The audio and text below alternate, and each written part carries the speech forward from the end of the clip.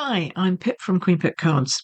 Are you new to card making and feeling overwhelmed with all the supplies that are out there in stores, shops, online stores, magazines, everywhere that you see them?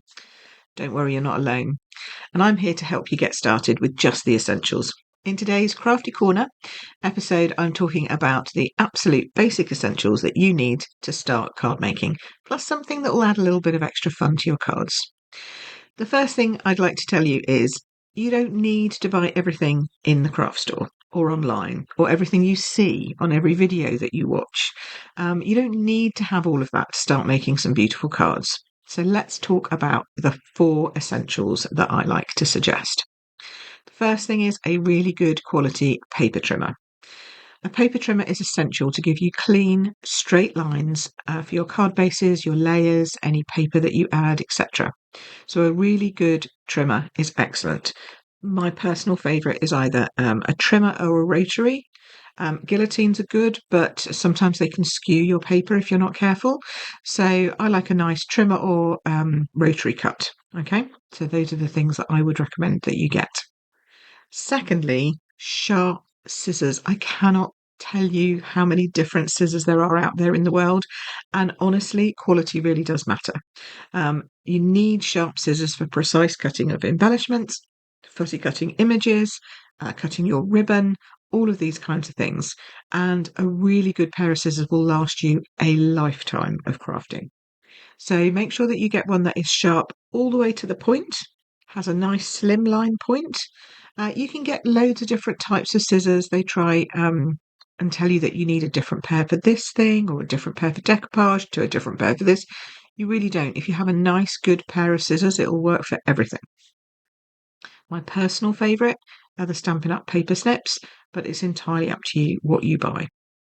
The third thing you need is a reliable adhesive or glue. And I know that sounds daft, but honestly, it's like reliable. But honestly, you use it all the time in card making. So I recommend 2 types of glue. One, a tape runner. This will help for quick gluing, but also adhering ribbons and anything that it needs a dry glue.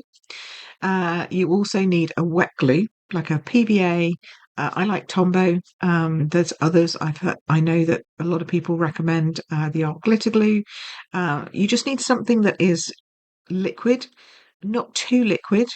Needs to be reasonably thick, but not so thick you can't get it out of the tube. And that's just so that when you put your layers down, you have a little bit of wiggle room for when you need to adjust them in case they don't go down straight first time. So that's why I love a liquid glue. And then to add some extra fun, I'm going to give you options here. Okay, either you need a versatile stamp set and an ink pad.